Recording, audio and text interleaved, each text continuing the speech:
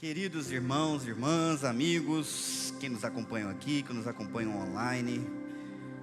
No fim a gente está com uma igreja estendida aí durante a semana, às vezes maior do que a gente tem aqui durante o culto. Então você que está nos acompanhando, que Deus abençoe você também. A gente tem há algumas semanas estudado o livro de Jeremias, e tem sido um livro difícil de ler, mensagens difíceis de ouvir, porque Jeremias viveu num tempo difícil, onde as promessas e as expectativas em relação ao futuro da nação não eram boas. A gente viu alguns textos de Jeremias, capítulo 3 e outros mais, mostrando que ao invés de uma história de amor, o que eles estavam vivendo era, na realidade, uma história de horror, uma história de dificuldade, de problemas, muitos problemas. E isso era porque o povo tinha se desviado do Senhor. É porque eles estavam procurando ouvir profetas e profecias que falavam para eles o que eles queriam ouvir e não o que eles precisavam ouvir. A turma continuava preocupada em melhorar de vida, em melhorar a sua casa, em melhorar suas coisas, né? O culto continuava acontecendo, mas era frio, era sem sentido, era vazio. Deus era apenas uma parte da vida deles, e isso é um grande problema quando isso acontece. Jeremias foi levantado e ele diz: eu não vou pregar porque eu não passo de uma criança. E Deus disse para ele: não diga que você não passa de uma criança, porque você vai falar o que você deve falar, você vai pregar, mas esse povo não vai te ouvir. Semana passada, o tema da mensagem foi uma história de horror. Era para ser de amor, mas era de horror, porque Jeremias falou: olha, o que vai acontecer, o exército inimigo vai vir, e vai haver calamidade, vai haver horror. E apesar dessa pregação, o povo não atendeu, e Deus disse que eles não atenderiam, porque eles eram como prata cheia de impureza, que não adianta esquentar, a impureza não sai. Prata rejeitada pelo Senhor. O que vocês acham dessas palavras? Difíceis, né? Difíceis de ouvir, Deus falar isso do seu próprio povo. E nós somos o povo de Deus hoje. E quando nós olhamos para a condição da igreja, é alarmante novamente. Quando nós olhamos então para a sociedade ao nosso redor, ampla, é mais alarmante ainda, porque nós somos ainda uma nação cristã. Maior parte são católicos, considerados cristãos. Segunda maior parte, crescendo, são os evangélicos, também protestantes. Mas apesar de nós sermos praticamente 80% da sociedade brasileira, nós não podemos dizer que as nossas escolas estão melhorando, que o caráter de muitas pessoas está melhorando, que os nossos filhos estão melhorando, que o ambiente social está melhorando, que está cada vez mais legal a rua, cada vez mais seguro, né? Eu brinquei na rua durante muito tempo, toda a minha infância. A gente jogava bola na frente do estacionamento do cemitério. Ninguém fazia nada, ninguém provocava a gente. Quem tem coragem de deixar o seu filho ficar jogando bola com os seus 8, 9 anos na rua hoje, sem nenhum tipo de gente vigiando? As coisas vão piorando. Na minha época a escola era um ambiente seguro, um ambiente bem controlado, um ambiente onde as influências eram para ser positivas. Hoje a escola muitas vezes é o pior lugar para o seu filho estar, porque é onde ele aprende as piores coisas que ele poderia aprender. As coisas estão piorando, e quando a gente vê as coisas piorando dessa forma, o que acontece é que isso denota que a nossa religiosidade não anda muito bem. Ela precisa ser mudada. Então isso nos deixa numa situação muito complicada. E assim era Jeremias, chamado para pregar, pregou por 40 anos e não conseguiu fazer com que as pessoas o ouvissem. Eu não tenho inveja do ministério de Jeremias de jeito nenhum. Eu gostaria de pregar e ver as pessoas atendendo e mudando de vida e fazendo o que precisa ser feito. Mas muitas vezes não é isso o que acontece. Ao invés de uma história de amor, muitas vezes o que a gente tem visto é uma história de, e agora em português, horror. não é? Existem situações na vida adulta que fazem homens barbados desejarem os colos de suas mães, não é verdade? Alguém já passou por uma dessas? Diz que quando um jovem vai para o exército para servir durante um ano, os caras que recebem esses jovens falam: cuidado, viu, porque aqui é o lugar onde o filho chora e a mãe não vê. Foi assim, meus irmãos, na vida de Jeremias. Ele sofreu pelo destino do povo e pela incapacidade do povo de mudar, e pela incapacidade dele de mudar o coração das pessoas. Ele sofreu a dor da fidelidade, porque ele era o único querendo fazer a coisa certa. Na semana passada eu desafiei vocês a fazerem uma escolha, ou agora ou depois. Fidelidade ao Senhor agora, restauração agora, renovo de compromisso com Deus agora, ou depois da calamidade. Eu sei que alguns já fizeram a sua escolha, e hoje eu quero alertar a esses que fizeram a escolha de ser fiel a Deus em tempos difíceis, que isso não é fácil. Mas todo aquele que quer servir ao Senhor de fato, de coração, vai viver uma história de amor, de cuidado, de restauração e de livramento, mesmo em tempos difíceis. Vamos orar mais uma vez. Senhor, nós queremos ouvir a Tua voz, nós queremos estar aptos para viver tempos difíceis sem abdicar da fé, sem desanimar, sem esfriar, sem abandonar o bom caminho para seguir um caminho mais largo. Nós queremos ter a capacidade de ser diferente, mesmo que isso nos cause desconforto.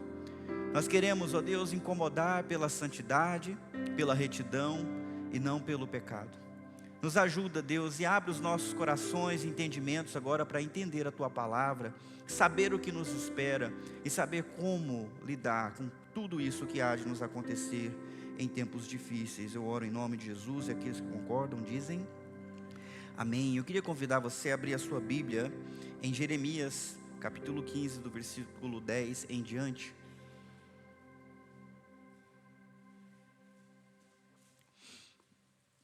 E nós vamos começar esse texto, e vocês vão perceber que a primeira coisa que esse texto nos apresenta é a condição do profeta Jeremias. Servir a Deus em tempos difíceis não é tarefa fácil, meus irmãos. Assim como nadar contra a correnteza não é fácil. Quanto mais forte a correnteza, menos adianta o seu esforço. Eu vim do interior, por muito tempo eu morei em cidades que tinha ribeirão, que tinha rio, e a gente costumava descer a correnteza em cima de câmaras de ar, de carro, de caminhão. Vocês conhecem como boia, né? Mas a gente usava as câmaras de carro cheia de ar. Uma delícia, você não precisa remar, você não precisa nadar, a correnteza te leva. No entanto, se qualquer um de nós tentasse nadar contra isso, aí, meu amigo, era só remar, dar braçada para descobrir que não havia maneira de seguir rio acima, com toda a correnteza puxando você para baixo. Ainda essa semana tivemos uma tragédia aqui na cidade de Campinas. Uma moça de poucos anos, 8 anos, foi levada pela enxurrada. E ela estava segurando numa mureta de cimento, mas uma hora a sua força acabou, ela foi vencida pelas águas, e a correnteza a levou. Até agora o corpo não foi encontrado. Devemos orar por essa família que está apreensiva, né, e sofrendo com isso. Lutar contra a correnteza não é fácil. Em alguns momentos, depois de tanto insistir, chega um momento que a nossa força acabou, e não temos mais energia para dar outra abraçada. E isso mexe com as nossas emoções. Eu não sei, aqueles que têm medo de nadar, não precisa nem de correnteza para ficar apavorado dentro d'água.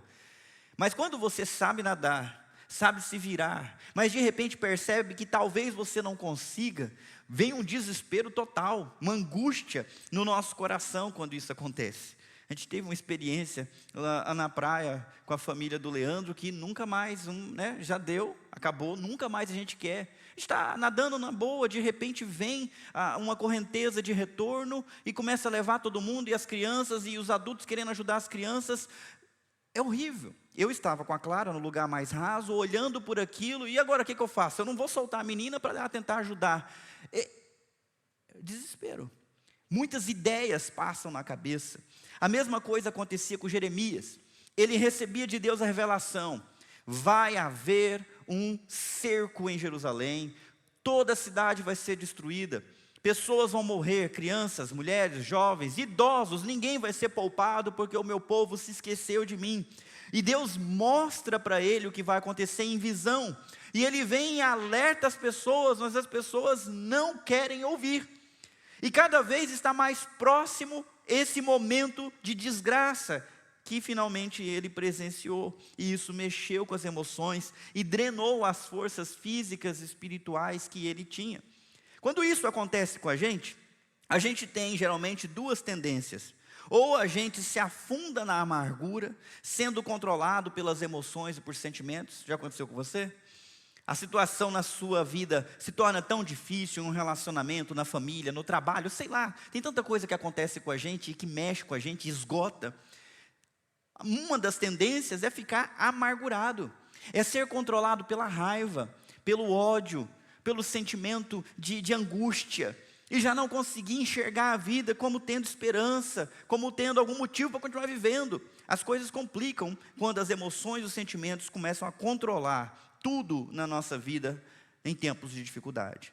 A outra tendência, que tem se tornado cada vez mais comum, é a pessoa se desligar dos seus sentimentos e das suas emoções, e se desligar da realidade, e viver uma autonegação, muitas vezes espiritualizada.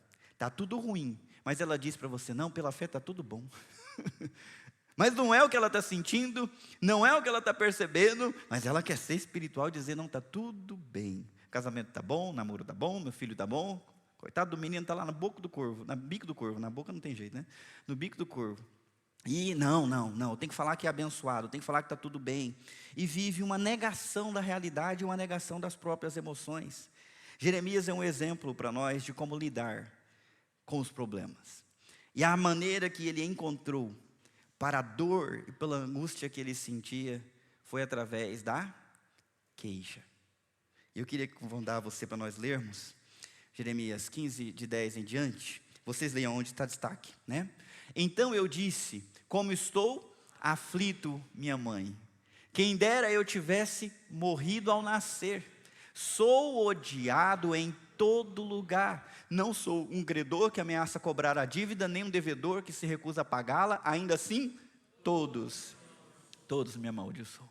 O profeta não nega suas emoções, mas também não é controlado por elas. O que ele faz? Ele encontra um canal para essas emoções seguirem, e esse canal é a queixa. Ele processa e expressa as suas emoções numa queixa que ficou registrada para nós estudarmos no dia de hoje. As emoções que nós sentimos precisam, meus irmãos, receber nome, precisam receber voz, precisam receber corpo para serem processadas. Não adianta pegar a dor, a angústia, o medo, todo esse entulho que vai juntando no seu coração e fazer de conta que isso não existe, e orar para Deus sobre outras coisas, sobre amenidades, e vir para a igreja e pegar um pouquinho de alívio e depois continuar com esse fardo durante toda a sua vida. Não é assim que um crente lida com angústia causada por dificuldades externas. O crente aprende a processar isso através de palavras, e as palavras são sinceras, verdadeiras. Elas expressam o que ele sente de verdade, não o que ele gostaria de estar sentindo. Ele fala para Deus do seu desespero. Ele não tenta enganar a Deus dizendo: Deus, a situação está ruim, mas eu confio no Senhor, então está tudo bem. Não, ele não fala isso como salmista. Ele simplesmente coloca em palavras o que ele está sentindo, e ele diz: eu estou aflito. Como estou aflito? Na realidade, a queixa dele não é nem direcionada para o Pai do céu, é direcionada para quem? Vamos lá, pessoal, vocês estão lendo lá. Como estou aflito? Eu achei engraçado. Jeremias que me perdoe, eu sei que ele estava sofrendo. Mas na hora do aperto, quem que ele chamou? Ai, minha mãe. Eu quero minha mãe, é isso que está acontecendo. Ele não tem vergonha de abrir o bico e falar: nossa, eu estou precisando da minha mãe. É um marmanjo, é um homem barbado, Mas nesse instante ele está se sentindo alguém necessitado do colo da mãe. Ai, minha mãe, como eu estou aflito. E a dor dele é tão grande que ele não se constrange de expressar numa frase muito difícil para nós, que somos pessoas de fé, acharmos legal, ou achar que isso deve estar na boca de um profeta que profetizou por 40 anos. Ele diz: quem dera eu tivesse morrido ao nascer. A situação dele é tão terrível, a dor é tão grande, mas ele não esconde, ele fala: nesse momento, eu preferia não ter nascido, do que ter nascido e estar vivendo o que eu estou vivendo, presenciando o que eu estou presenciando. Mas ele não esconde, ele expressa, e ele tornou tão pública a sua dor, que nós estamos lendo 2600 anos depois, o que ele sentiu. Pensa um pouco sobre a sua vida. Você tem coragem de se expressar assim?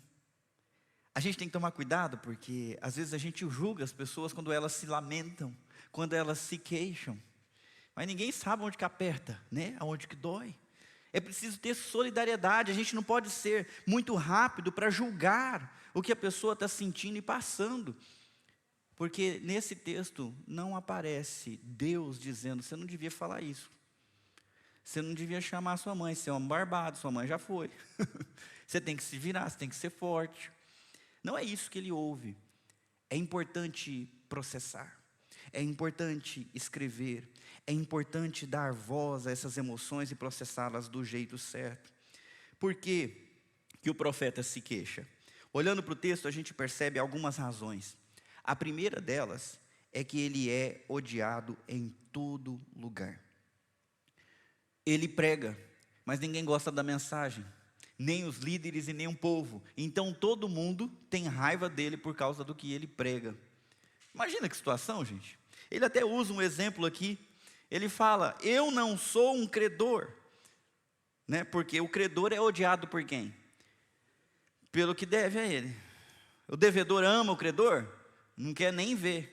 Eu sei, meus irmãos, eu sei que vocês também, de vez em quando, por alguma razão, recebem uma ligação de São Paulo, né? Perguntando o seu nome, pedindo para você confirmar os 3 primeiros dígitos do seu CPF. E eu fico imaginando, né? Claro que vocês não ficam a semana inteira esperando uma ligação dessa, né? Não vejo a hora. Nossa, não me ligou ainda hoje. Será que não vai ligar? Pelo contrário, isso traz constrangimento, raiva. Ninguém gosta de estar numa situação de dever a alguém, ninguém gosta de ser cobrado por estar devendo. Mas Jeremias fala: eu não sou credor, mas as pessoas me odeiam como se eu fosse um credor. E aí você pensa: bom, já é muita gente odiando ele. Ele fala do outro caso também: eu também não sou um devedor que se recusa a pagar, mas eu sou odiado como se eu fosse.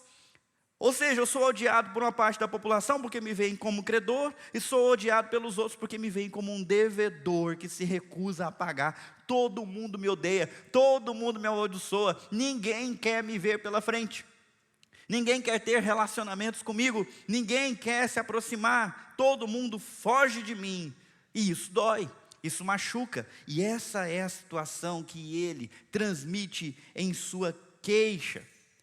A queixa dele foi essa: ele é odiado. Mas essa queixa que ele fez não ficou sem resposta. Ainda que ele tenha apelado à sua mãe, foi Deus quem respondeu à queixa do profeta, do seu servo Jeremias, dizendo o seguinte: o Senhor respondeu: eu cuidarei de você em tempos de calamidade e aflição. Seus inimigos lhe pedirão que interceda por eles. Ele recebe algumas promessas. A primeira promessa é cuidado. Por que nós devemos processar as nossas emoções, as nossas angústias, especialmente diante de Deus? Porque só Ele pode cuidar de nós. A mãe não consegue cuidar como Ele consegue, o pai não consegue, mesmo o irmão querido, próximo não consegue, mas Deus consegue cuidar especialmente da nossa alma. E diante da queixa, Deus não respondeu com uma reprimenda, Deus respondeu com uma promessa: eu cuidarei de você em tempos de calamidade e aflição. Meus queridos, cada vez mais se avizinham tempos de maior calamidade e maior aflição. Na semana passada eu alertei para vocês a respeito da possibilidade de guerra mundial. E durante o ano escalou as tensões entre Israel e Irã. E eu temo estar certo de que talvez nós sejamos a terminar um século de paz para começar décadas de guerra novamente. Isso há de afetar a todos. Se isso não acontecer, nós estamos vendo que dia após dia as coisas estão piorando na sociedade. Cada vez é mais inseguro andar na rua, cada vez é mais complicado ter relacionamentos, cada vez é mais complicado criar filhos, as coisas não andam bem. E se depender do pecado e da dureza do coração do brasileiro, as coisas só tendem a piorar. E você está fazendo a escolha de ser fiel em tempos de calamidade. Você vai precisar de cuidado e do cuidado de Deus. Tempos difíceis, faz-se necessário apresentar a Deus as queixas para poder receber dele o cuidado. Tudo é superável com o cuidado de Deus, mas a gente não dá conta de levantar um saco de arroz se Deus não estiver cuidando da gente. Dá para vencer crise no casamento, dá para vencer o desvio de filhos, dá para vencer qualquer coisa se Deus estiver cuidando de nós. Deus cuidou de Elias no tempo de seca, mas ele não passou fome, porque Deus mandou corvos levarem comida para ele no bico. Deus multiplicou o azeite da viúva, o trigo da botija, e durante anos, meses a fio, eles comeram e não faltou, porque se Deus estiver cuidando, a gente está bem cuidado. A gente consegue enfrentar qualquer coisa. Portanto, essa promessa é fenomenal. Eu cuidarei de você em tempos de calamidade. Isso é o que Deus faz com todo servo que permanece fiel em tempos difíceis. Que não segue a maioria, mas resolve fazer a vontade de Deus. Vocês vão perceber a conduta dele daqui a pouco. Mas não é só essa promessa que aparece aqui. Apareceu também aqui uma promessa de reviravolta. Ele diz assim: seus inimigos, me ajudem, lhe pedirão que interceda por eles. Quem que é o inimigo dele? De acordo com o versículo 10 que a gente leu. Todo mundo. E o que ele está dizendo? Os seus inimigos vão pedir que você interceda por eles. Vai chegar um momento, Jeremias, que as mesmas pessoas que te desprezam, que te odeiam, vão te pedir, por favor, ore por nós. Isso vai acontecer. Como dizia o povo lá de Minas Gerais, em um ano o mundo dá volta. Volta no sol, porque volta em torno de si foram 365. Muita água passa pela ponte. Não fique preso ao presente, porque as coisas mudam. Se tem uma verdade a respeito das aflições, das provações e das dificuldades, é que elas sempre, quem completa para mim? Passam. Tende por motivo de alegria o passardes por todo tipo de provação. Passardes. Elas passam, elas não são fixas, elas não são perenes, elas não são eternas. Eterno é o cuidado de Deus, a presença de Deus, os propósitos de Deus. Então, se hoje as coisas estão ruins, permaneça fiel e busque o Senhor, mesmo que para isso você precisa apresentar a Ele as suas queixas, porque Ele vai cuidar de você, e uma hora as coisas viram completamente, de uma maneira impensável, uma reviravolta inimaginável. Quem te odeia vai pedir para você orar amanhã. Não para por aí. Há uma terceira promessa, muito séria, uma promessa de juízo. Deus fala assim: alguém é capaz de quebrar uma barra de ferro do norte ou uma barra de bronze? Entregarei de graça sua riqueza e seus tesouros como despojo a seus inimigos, pois o pecado corre solto pela terra. Farei que seus inimigos os levem como prisioneiros para uma terra estrangeira, pois minha ira se acendeu como um fogo e arderá contra vocês. Uma das dificuldades da gente ler a Bíblia é que muitas vezes a gente não percebe, especialmente em textos de Jeremias, quando que mudou o sujeito da ação ou o objeto da oração. Falei muito difícil? Eu acho que eu falei grego, que ninguém nem falou que sim, nem que não, né? Não entenderam nem a pergunta que eu fiz depois que eu falei. Deus estava falando com o profeta a respeito dele. E se você continua lendo o versículo 12, como se estivesse falando a respeito dele de novo, você vai achar que Deus vai entregar a riqueza de Jeremias para os inimigos de Jeremias, não é isso? Então fica confuso. É por isso que a gente vem para a igreja e se expõe ao ensinamento daqueles que estudam, para nos ajudar a interpretar corretamente. Deus está aqui fazendo uma promessa de juízo sobre o povo dele, e não sobre o seu servo. Ele está dizendo a esse povo: eu tentei derreter eles, provar eles pelo fogo, mas eles são cheios de sujeira, então eu não vou quebrar. Eu vou pegar e dar um jeito em tudo, todo ele. Eu vou entregar de graça a sua riqueza e seus tesouros como despojo a seus inimigos. É a promessa de que a Babilônia viria, cercaria e venceria o reino de Judá e levaria embora os tesouros. E ia acabar com a história deles por conta do pecado correndo solto pela terra. Farei que os inimigos os levem como prisioneiros. Foi exatamente o que aconteceu. Deus está falando de maneira generalizada. Os líderes e o povo que hoje despreza a mensagem que eu prego através de você, eles estão sendo guardados para um momento de juízo, porque a minha ira se acendeu como fogo e nós gostaríamos de ouvir ele falando: a minha ira se acendeu como fogo, mas eu vou soprar, ela vai acalmar. Eu vou apaziguar ela. Mas nesse momento da história, ao invés de falar eu vou apaziguar a minha ira, ele diz: ela arderá. E ela vai arder até consumir o que precisa ser consumido. Eu vou fazer uma pergunta muito séria. Você estaria pronto para tempos como esse? Onde a ira de Deus arde para consumir,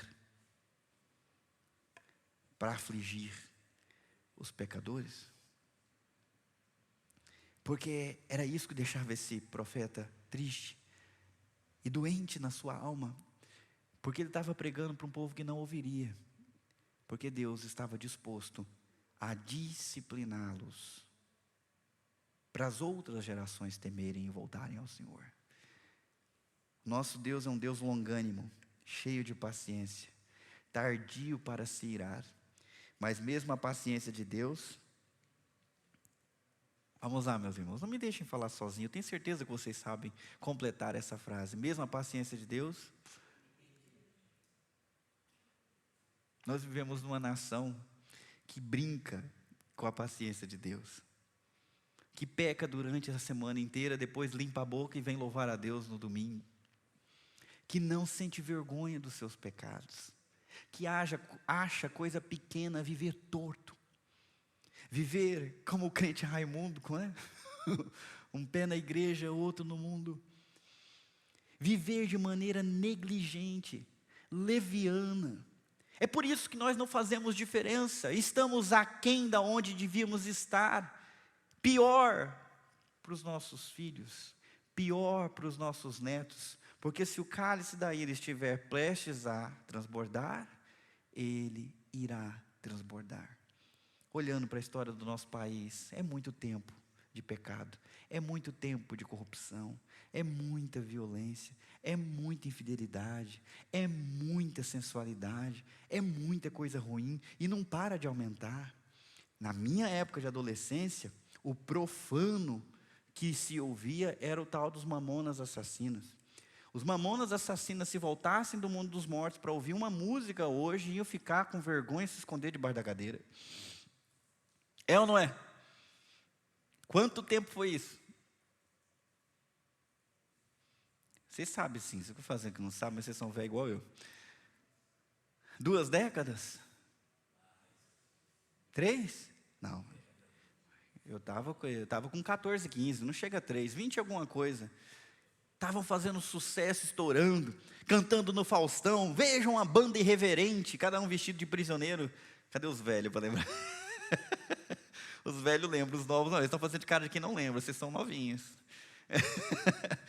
Mas aquilo já me assustava na época. Hoje eu não consigo assistir, ouvir as top 5 do YouTube, do Spotify. É impossível. O mundo está corrompido de tal forma que nós deveríamos saber que talvez o juízo esteja chegando, e a ira esteja acesa, e as coisas possam piorar. E aí como viveremos? Precisaremos do cuidado de Deus, precisaremos confiar numa reviravolta futura, e precisaremos confiar que Deus é juiz, que Ele julga do jeito certo, que Ele faz cair sobre a cabeça das pessoas os seus pecados. Muitas vezes só no último dia, mas em alguns momentos da história há aquilo que nós chamamos de castigo temporal, da ira de Deus se manifestando numa época, trazendo sofrimento para todo mundo, sem distinção. Isso aconteceu no século passado, e eu não sei quanto tempo mais vai demorar para acontecer de novo. Bom, diante da resposta de Deus, agora o profeta não queixa, mas ele ora. E aí a gente aprende já um segundo meio para processar as nossas dúvidas, nossos medos e as nossas emoções. Nós precisamos transformar isso em oração. A Bíblia fala para nós não ficarmos ansiosos a respeito de nada, mas fazer as nossas necessidades conhecidas diante de Deus através da oração e da súplica. Só então a paz de Cristo Jesus, que excede o entendimento, vai guardar o nosso coração. Leve suas dores, seus medos, suas crises, seus problemas a Deus, através da oração. Às vezes a condição da alma é tão ruim, que precisa continuar orando e buscando. E é interessante porque ele se queixou, o que Deus fez? Respondeu. E qual foi a resposta? Foi boa. Cuidarei de você mesmo no meio da calamidade. Era para servir, era para ele levantar, ficar feliz e bora, estou pronto para outra. Agora que você me falou isso, eu consigo caminhar mais 10 quilômetros. Mas não foi o que ele fez. Ele continuou orando porque a sua aflição era grande. Mais situações precisavam ser colocadas diante de um Deus que responde. Não convém ser vergonhosamente comedido diante de Deus, até porque Deus conhece os seus sentimentos, seus medos, suas angústias. Não precisa tentar parecer mais do que você é. Tenha coragem de ser sincero. E olha só o que ele escreveu. Então eu disse: Senhor, tu sabes o que me tem acontecido. Intervém, ajuda-me e castiga meus perseguidores. Dá-me tempo, não permitas que eu morra ainda jovem. É por teu nome que tenho sofrido humilhações. Muita gente tem dificuldade de ler textos assim, porque está mais acostumado com os textos do Novo Testamento, onde a instrução que nós devemos abençoar e não devemos amaldiçoar. E geralmente as pessoas tomam isso de modo restrito e abençoa da boca para fora, sem estar pronto para abençoar. Eu gosto de olhar o Antigo Testamento porque ele é mais aberto a manifestações de ódio, de sentimentos de dor e de angústia. E às vezes nós temos até salmos de imprecação, salmos onde o cara deseja a morte do homem, da esposa dele, dos filhos, quer que apaga o nome da história por causa do mal que tem ele causado. E aí, como é que fica? Será que a gente tem que apagar esses versículos da nossa Bíblia porque eles não são inspirados por Deus? O que vocês acham? Toda a Bíblia, toda a Escritura é inspirada por Deus e útil para o ensino. O que eu entendo? Eu entendo que não adianta você pedir a bênção para o teu inimigo se o teu coração não está voltado pelo teu inimigo ainda. É melhor você aprender a ser sincero com Deus, mas pelo menos conversar e entregar para Deus, do que viver uma falsidade consigo, com Deus e com o teu inimigo, com o teu adversário, com aquele que persegue. Não dá para simplesmente ouvir, perdoe os seus inimigos ou ame, sem antes processar essas coisas diante de Deus. E é por isso que Jeremias fala: Senhor, tu sabes o que tem me acontecido, intervém, ajuda e castiga os meus perseguidores. Com isso também a gente aprende de mais uma realidade sobre ele. Ele está sendo perseguido. Está sendo perseguido. Alguém aqui já foi perseguido? O Jorjão participa ativamente. Alguém já? Alguém aqui na escola tinha um que ficava no teu pé? Eu fui franzino na minha infância. E tinha um colega chamado Camilo que eu acho que ele me pegou para Cristo. Não podia me ver, cara, eu tinha que ficar fugindo dele. Situação complicada.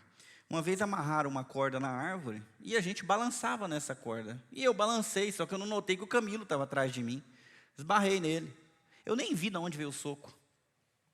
Cheguei em casa com o olho inchado.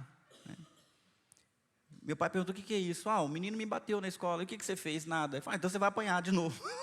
Meu pai ficou bravo com meu pai: não estou entendendo, o senhor me falou, ensinou que a gente deve amar os inimigos. Mas não é assim. Meu pai: não é assim, você vai apanhar, vai ficar quieto. Não era isso que eu estava ensinando. E eu tive muitos anos para aprender. Felizmente, Deus providenciou um guarda-costas para mim. Pedro, era fã do Kung Fu do Bruce Lee, certo? E eu levei ele para a igreja, cara.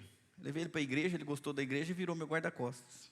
Um dia o Camilo enrascou comigo lá, eu estava quietinho na minha, aí foi o Camilo que levou uma voadora. Nem viu de onde veio. Pedro me defendeu e daquele momento em diante, eu não tive mais problemas de perseguição na escola.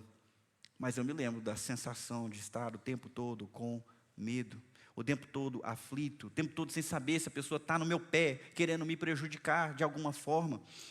Era esse o sentimento. Ele se sentia perseguido. O que ele faz? Conversa com Deus a respeito da perseguição. Deus, está nas tuas mãos.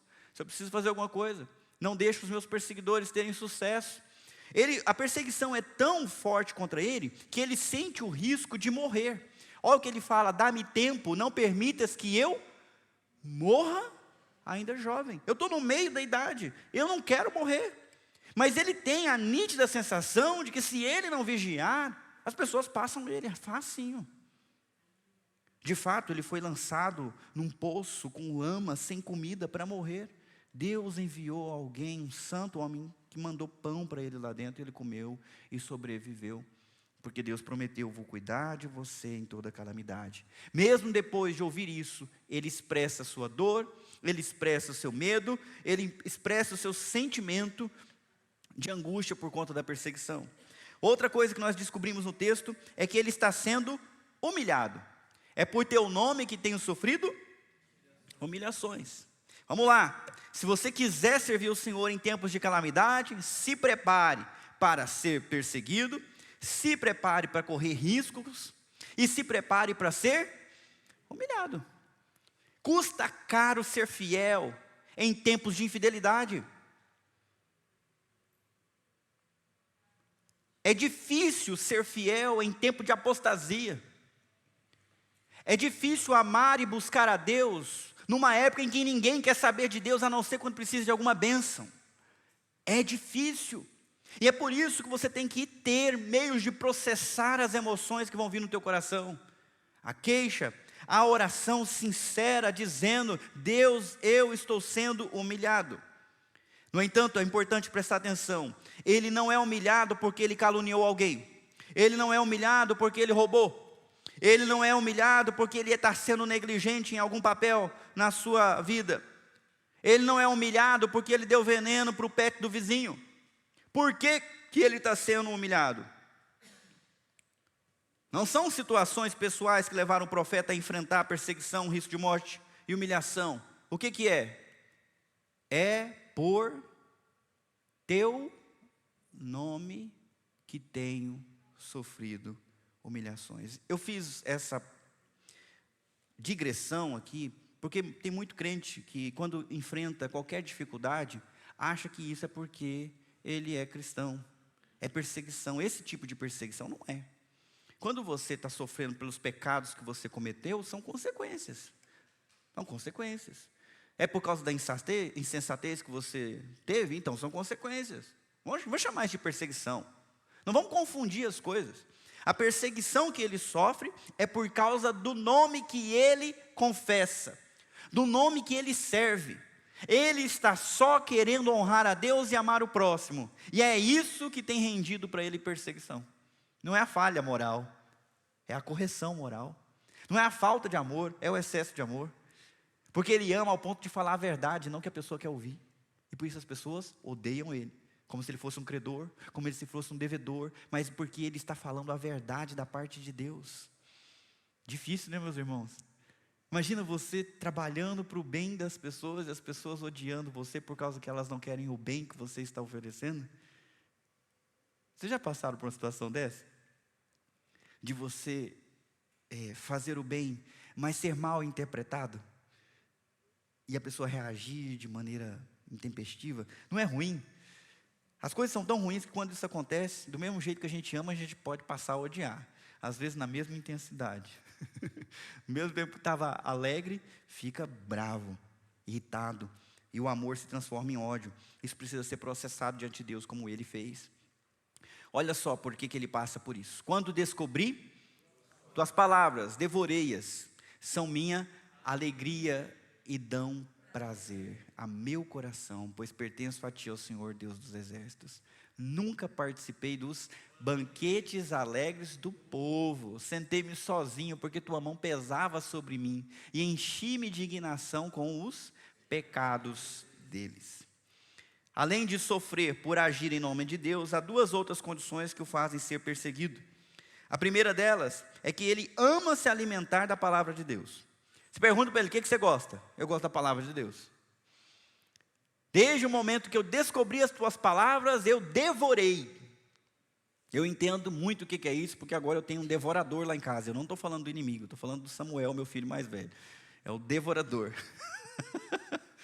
Né? A compra que era para ser para um mês, agora não sei quanto tempo que dura, porque a fome daquele menino é uma coisa surpreendente. Achava que o Jonatas comia, né? Agora eu estou pagando, né, a zoeira que eu fazia com o Jonatas na hora do almoço, porque o Samuel não está deixando barato. Uma fome, uma vontade de comer. Foi pizza, né? A gente comprou as pizzas aí, beleza, serviço social. Chega aquele monte de pizza lá em casa, a gente assa de 2 em 2. Come até cansar. Não deu uma hora, pai, que hora que é o café? Eu falei, você está doido, menino? Eu não consegui esquecer da última azeitona que eu comi. Está querendo café? Vontade de comer. E a gente olha para o profeta, olha o que ele fala, o que apetece ele. O que abre o apetite dele? As palavras. Ele devora. Ele não é comedido. Eu vou comer só um pouquinho, né? Quando você ganha uma coisa gostosa que vai acabar, você come aos pouquinhos, que é para durar mais. Ele não, ele sabe que tem mais, então ele quer comer mais e mais. Hoje eu fiquei sabendo de um presbítero que está 84 dias adiantado na leitura diária da Bíblia dele. É desse tipo de coisa que eu estou falando. Fome, fome, fome, eu quero, eu preciso, eu quero comer. E ele não faz isso como um peso. Ele diz, é minha alegria. Igual Samuel, eu fico feliz comendo. Eu fico feliz ouvindo a palavra. Meus irmãos, lá vou eu de novo, né? Lá vou eu de novo puxar a orelha de vocês. Cadê essa alegria? Cadê esse prazer? Cadê esse apetite? Cadê, meus irmãos? Eu vou continuar cobrando porque melhorou a escola dominical da semana passada para cá. Então as pessoas estavam aqui, a gente estudou hoje um pouquinho mais sobre a história de Jacó, uma bênção. Mas eu acho que tem gente que anda muito saciada por aí, né não? Não anda com fome. Tomara que esteja 84 dias adiantado no seu plano de leitura. Mas eu digo que uma coisa não substitui a outra. Você não vive só de lanchinho, vive? Tem gente que gostaria de viver, mas são os doentes, os anêmicos. Geralmente você tem uma dieta balanceada. E se você não come uma dieta balanceada, daqui a pouco você tem que ir no médico, o médico fazer um exame de sangue para dizer está faltando vitamina.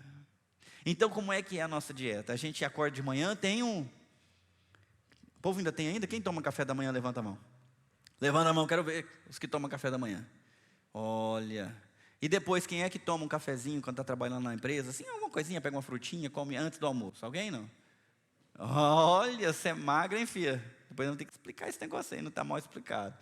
E almoço? Quem come todo dia um almoço, um prato bem feito?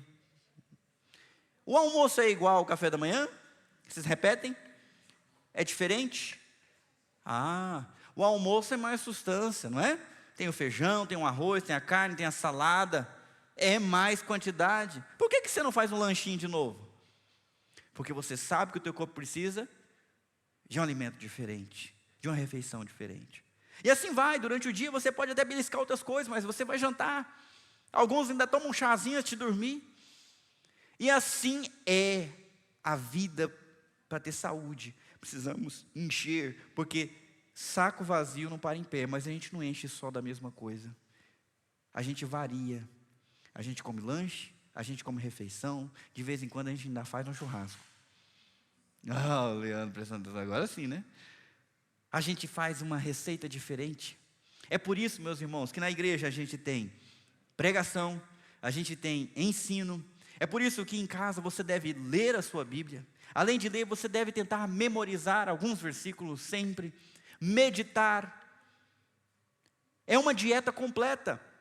Não dá para viver só de lanchinho espiritual, lendo a Bíblia em 10 minutinhos e achar que com isso você está nutrido para enfrentar dias de calamidade. Você precisa ter fome de leão, ou então você precisa ter fome de Jeremias, que devorou as palavras do Senhor com alegria, sentindo muito prazer no coração, porque ele reconhecia que ao comer aquela comida, ele estava comendo a comida de casa. Olha o que ele diz: pois pertenço a ti, ó Senhor dos exércitos. A minha esposa é fenomenal na cozinha. Aliás, ela teve um mestre fora de série que ensinou ela a cozinhar, então hoje ela ultrapassou o mestre, que fui eu, né? E cozinha muito bem. Mas quando eu vou na casa da minha mãe, aonde eu vivi toda a minha infância, e ela faz o feijão dela, o arroz dela, o bife dela, eu me sinto de novo em casa, comendo comida de casa. O mundo oferece tantos banquetes, eu vou falar disso daqui a pouco. E às vezes as pessoas estão gostando mais desses banquetes, estão viciados em lanches gordurosos e não saudáveis e perderam o gosto pela comida de casa. A comida do Pai. Ele fala: o meu coração, eu tenho prazer, pois pertenço a ti, ó Senhor Deus dos exércitos. É por isso que ele sofre. Porque ele ama se alimentar da palavra de Deus. E ao mesmo tempo que ele ama se alimentar da palavra de Deus, ele despreza os banquetes do povo rebelde e pecador. Diz assim: nunca participei dos banquetes alegres do povo. Eu prefiro ficar sozinho, porque a tua mão pesava sobre mim. Eles estão fazendo festa, não devia estar fazendo festa.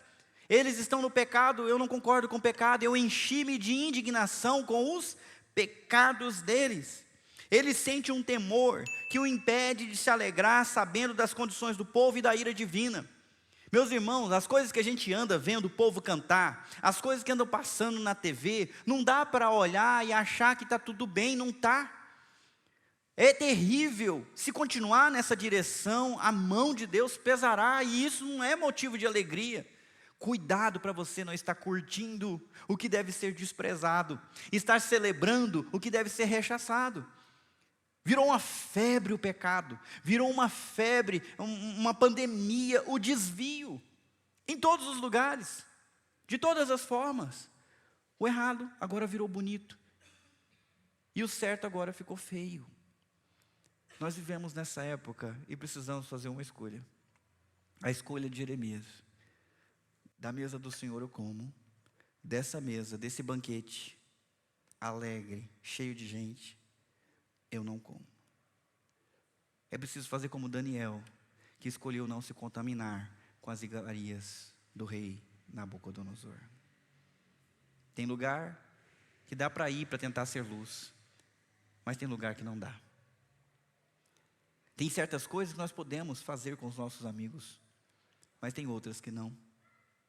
E que a gente precisa dizer claramente: isso aqui é pecado. Isso aqui desagrada o meu Deus. Isso aqui eu não me alegro. Não me traz nenhum tipo de felicidade, só dor e indignação. Porque se nós não falarmos, meus irmãos, quem falará? O Salmo 1, versículo 1, vamos falar de cor? Vocês querem ir na versão antiga, da revista atualizada, ou da NVI? Então vamos lá. Feliz é aquele... a fome. Feliz é aquele que não segue o conselho dos ímpios, não se detém no caminho dos pecadores, nem se assenta na roda dos escarnecedores. Aonde que está o prazer dele? O prazer, pelo contrário, está na lei do Senhor, e na sua lei medita quantas vezes? Então são várias. O prazer dele está ali. E essa é a descrição do profeta Jeremias. Ele não vai com as pessoas erradas fazer o que é errado. Ele não está à disposição para curtir a sofrência dos shows de gente que não tem Deus e que faz de uma pessoa o seu ídolo e se lamenta quando esse ídolo se quebra. Ele não está nas festas para celebrar a alegria da bebida, para celebrar um amor como se fosse a coisa mais importante da vida. Ele não está para isso. Ele não anda com essas pessoas fazendo o que elas fazem. Ele convida elas para andarem com Ele, para comerem o que Ele come, para experimentarem a alegria que Ele tem. Ele fez uma escolha e por isso Ele é feliz e bem-aventurado. O seu prazer está na lei do Senhor e nela medita de dia e de noite.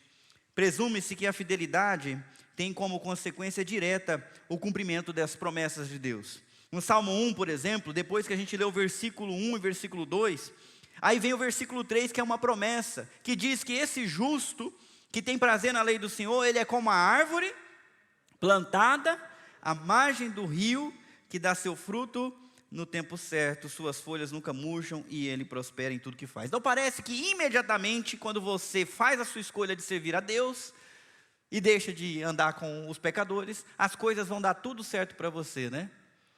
Nem sempre. Olha como é que ele ora. Por que então? Por que minha ferida não tem cura? Teu socorro parece incerto como um riacho inconstante. É como uma fonte que secou. Eu acho impressionante. Era para ele estar se sentindo bem, ele diz, porque ele escolheu o banquete do céu e desprezou o banquete do mundo. Mas ele pergunta, por que eu continuo a sofrer? Por que a minha ferida não tem cura? E o teu socorro não chega nunca, Senhor. Não chega nunca, parece que secou o Senhor como uma fonte de refrigério para a minha vida. O que vocês acham da oração deles, meus irmãos? Dele, meu irmão? É sincera. É sincera. Não passa uma fé que não tem, mas passa a realidade que sente. É um exemplo da gente, como a gente deve orar. Deus tem misericórdia de mim, eu não estou entendendo, parece que eu vou morrer à míngua, sem o seu socorro. Está demorando, me ajuda. E Deus sempre responde. A gente vai terminar com a resposta de Deus. Assim diz o Senhor: se voltar para mim, eu o restaurarei para que possa continuar a me servir. Se disser palavras de valor, em vez de palavras inúteis, será meu porta-voz. Você os influenciará, mas não deixará que o influencie. Deus é muito claro a respeito do porquê ele ainda está doente. E Deus diz para ele, se, algumas vezes. São duas condições. A primeira condição para ele ser curado é voltar. Ué, mas ele já não estava fiel? Sim, mas o seu coração, por conta da amargura, está afundando. Está sofrendo e morrendo e precisa voltar. Nós precisamos voltar para Deus constantemente, meus irmãos. O coração do homem e da mulher, claro, é enganoso. Sempre inclinado para o mal. Quando você achar que está bem, vigia. É um bom momento para perceber que talvez você esteja mal. E volta. Porque se voltar para mim, eu o restaurarei para que possa continuar a me servir. Eu queria convidar você que fez a sua escolha nas semanas passadas, que está falando, eu quero é Deus na minha vida. Eu quero servir o Senhor. Volte. Volte com todo o seu coração. Coloque tudo o que você pode nessa direção. Busque o Senhor como se fosse alguém sedento, a morrer de sede. Porque a promessa é que todo aquele que volta para Ele é restaurado, é abençoado, é capacitado para continuar servindo em tempos de calamidade.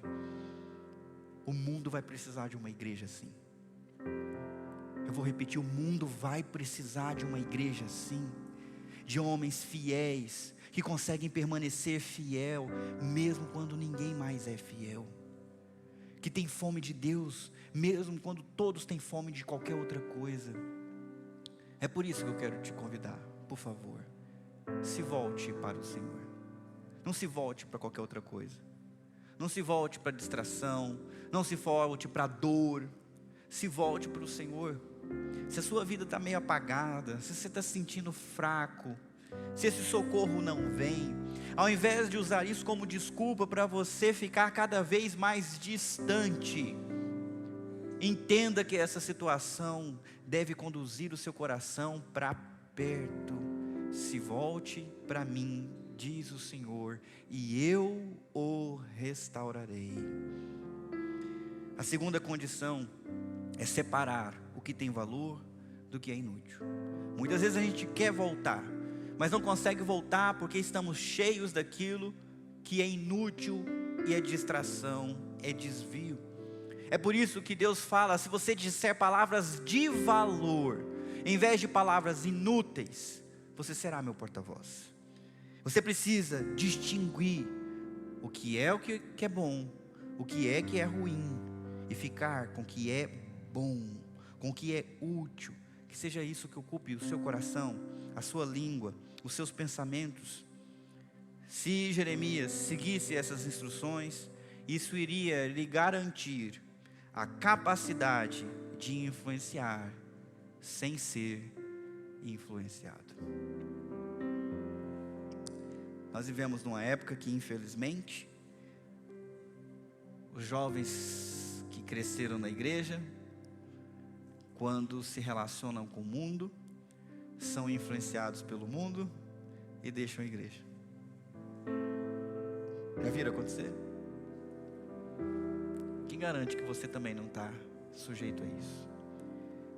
Ouça o chamado de Deus. Separe o que tem valor do que não tem, o puro do impuro, o santo daquilo que é profano, e enche o teu coração de coisas boas, a tua mente de coisas boas. Porque se você fizer assim, mesmo em tempos de calamidade, você vai ser influência e não influenciado. Você vai ser influência no trabalho, você vai ser influência na família, você vai ser influência na rua, na escola, na universidade. E enquanto o teu coração, a tua mente estiver cheio da palavra de Deus, você vai ser influência, mas você não vai ser influenciado. Foi assim que Jeremias viveu. Ele atendeu o chamado de Deus, ele fez exatamente, e as promessas continuam: lutarão contra você como um exército, mas o tornarei invencível como uma muralha de bronze. Não o vencerão, pois estou com você para protegê-lo e livrá-lo. Eu, o Senhor, falei. Certamente o livrarei desses homens perversos e o resgatarei de suas mãos cruéis. Jeremias cumpriu o chamado dele até o último dia. Em nada ele foi influenciado pela sua geração, mas ele influenciou gerações e gerações desde a sua existência com o seu livro que nós estamos lendo nesses dias. Deus o livrou. Deus o livrou da cisterna. Deus o livrou da espada. Deus o livrou da fome. Deus o livrou da peste. Deus o livrou dos inimigos que queriam matá-lo e tramavam contra ele. Quando a Babilônia veio e matou meio mundo, Deus livrou ele. Ele permaneceu vivo, dando testemunho da verdade. Quando o povo decidiu migrar para o exílio no Egito, contra a instrução de Deus na boca de Jeremias, Jeremias foi junto, porque até a morte ele continuou pregando para aquele povo. Jeremias foi invencível.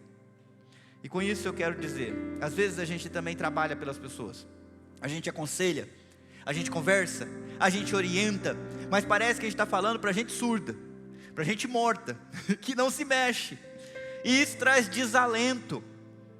Mas se nós obedecermos à instrução de Deus, através da queixa, através da oração, através das promessas de Deus, separando o útil do vil, não é o desânimo da pessoa que vai vencer a sua boa disposição, é a sua boa disposição que vai vencer o desânimo da pessoa.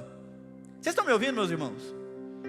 Nós não somos daqueles que retrocedem, nós somos daqueles que perseveram até o fim.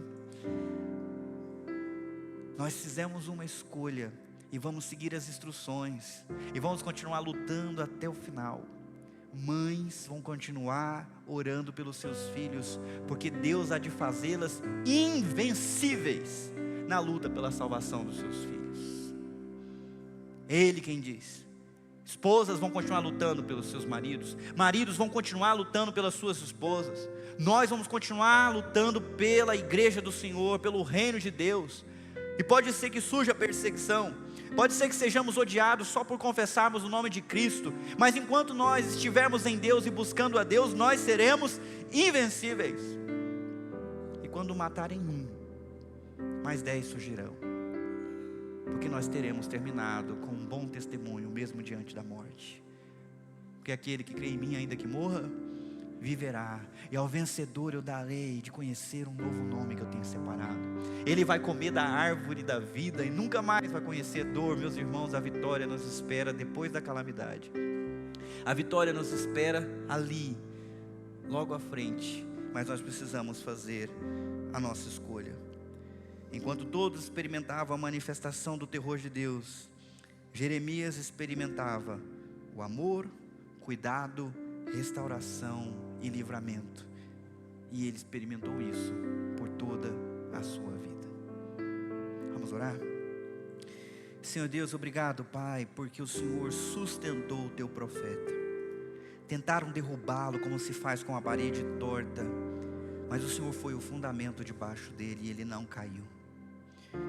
Apesar da dor que ele sentiu, do desprezo com o qual ele tinha que lidar do seu próprio povo a quem ele amava, apesar de suas instruções, admoestações e profecias terem sido desprezadas, ele continuou pregando por 40 anos, e a mensagem dele foi como uma semente para as próximas gerações.